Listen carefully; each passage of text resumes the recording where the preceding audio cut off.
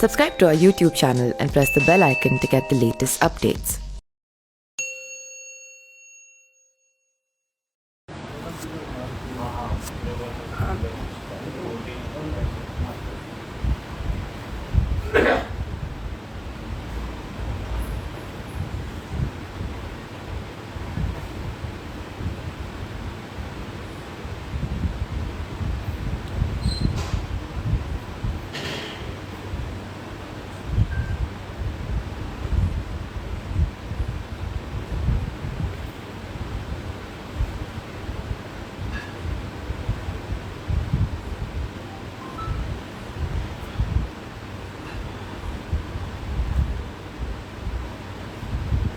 SHO sir, मैंने कल message किया था।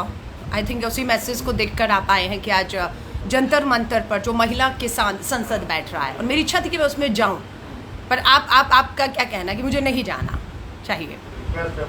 आप रिक्वेस्ट कर रहे हैं और मैं अगर रिक्वेस्ट नहीं मानूं तो ये गैर कानूनी तो नहीं होगा? हाँ,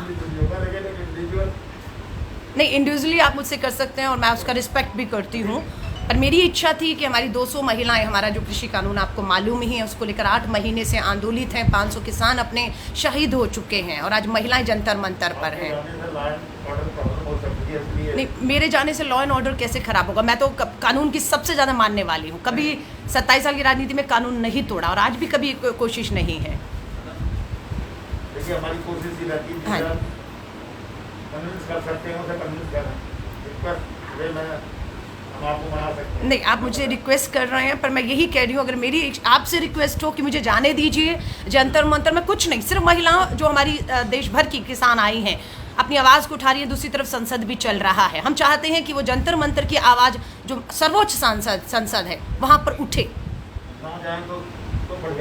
नहीं, अगर जाऊँगी तो आप मुझे रोकेंगे? मैं सिर्फ ये पूछ रही हूँ आपसे, आप रोकेंगे? आप नहीं जाने देंगे तो आप सब मुझे नहीं जाने देंगे। साथियों, अपने घर पे हूँ।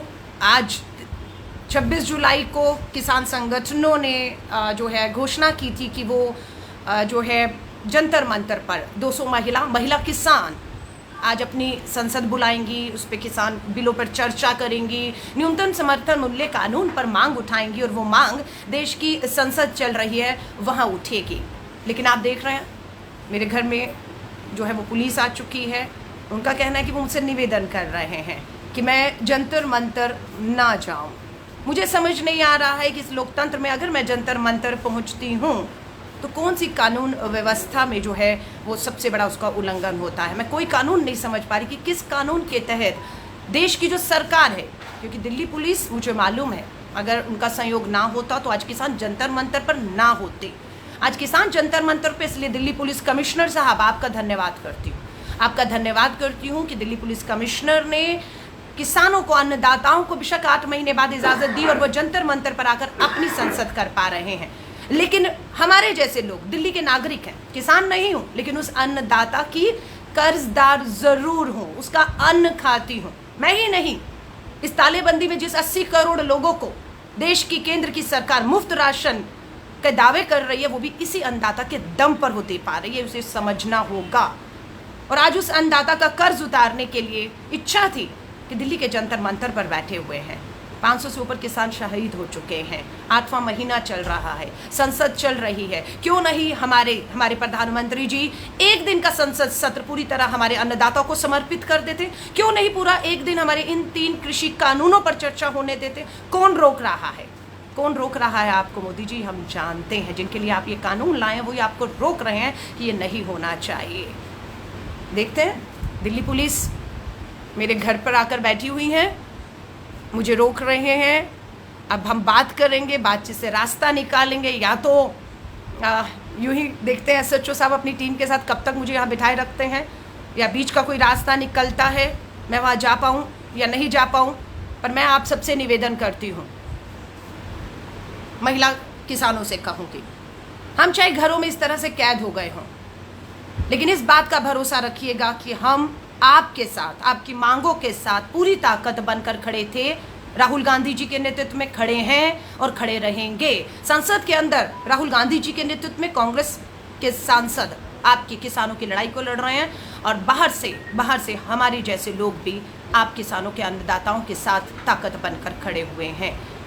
अब पुलिस कमिश्नर साहब, आपसे भी हाथ जोड़कर निवेदन करूंगी, हमारे इलाके के जो डीसीपी हैं, एडिशनल डीसीपी हैं, एसीपी साहब, आपके एसएचओ साहब बैठे हुए हैं, हाथ जोड़ के निवेदन करूंगी, ये लोकतंत्र की हत्या होगी।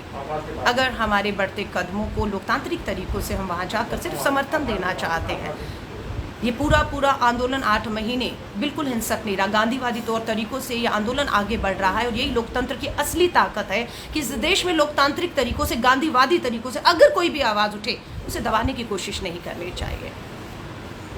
तो मैं दिल्ली पुलिस के मनाने की कोशिश करूँगी कि आप मुझे यहाँ से जंतर मंतर जाने दें।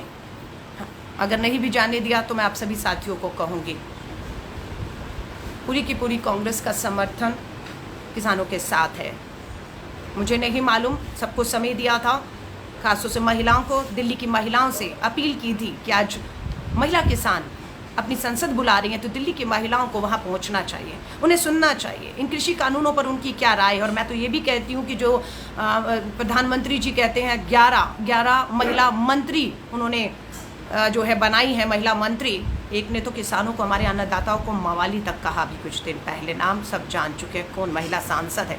लेकिन उन महिला सांसदों से कहूँगी, मंत्री हैं आप, आइए ना, आइए जंतर मंतर पर, आप पक्ष रखिएगा, हमारी महिला किसान अपना पक्ष रखेंगी, और इस पे जो चर्चा होगी उसे हमारे जैसे लोग जो ना किसान महिला हैं और ना संसद की सांसद है ना मंत्री हैं, सुनेंगी, और यही लोकतंत्र को मजबूती देगा। लेकिन ये जो तरीके हैं, ये जो तरीके हैं, मैं माफ़ी चाहूँगी, इन तरीकों से देश का लोकतंत्र नहीं चलेगा। ये आवाज़ें ताकत, सत्ता के दम पर आप कुचल नहीं सकते हैं।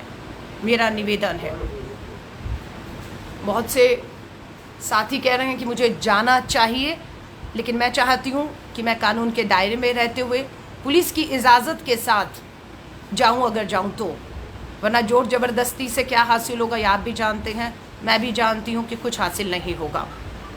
बीच के रास्ते निकालने की कोशिश है। बहुत एक अच्छे माहौल में हमारे एसएचओ साहब का और उनकी पूरी टीम बैठी हुई है, बातचीत कर रहे हैं, कोशिश कर रही हूँ रास्ते निकलेंगे। पर इस तरह से मैं कहूँ, अगर आप कहेंगे डिटेन कर लिया अलका लांबा को और आपका जंतर मंतर दिल्ली संसद में किसानों के नहीं जाने देंगे, तो मैं ये कहूँगी, ये राहुल गांधी जी, पूरी कांग्रेस की आवाज़, किसानों की आवाज़ संसद से सड़कों तक गूंजेगी, और तब तक गूंजेगी जब तक ये 3 काले कृषि कानून वापस नहीं लिए जाते हैं, तब तक। जय हिंद, जय भारत।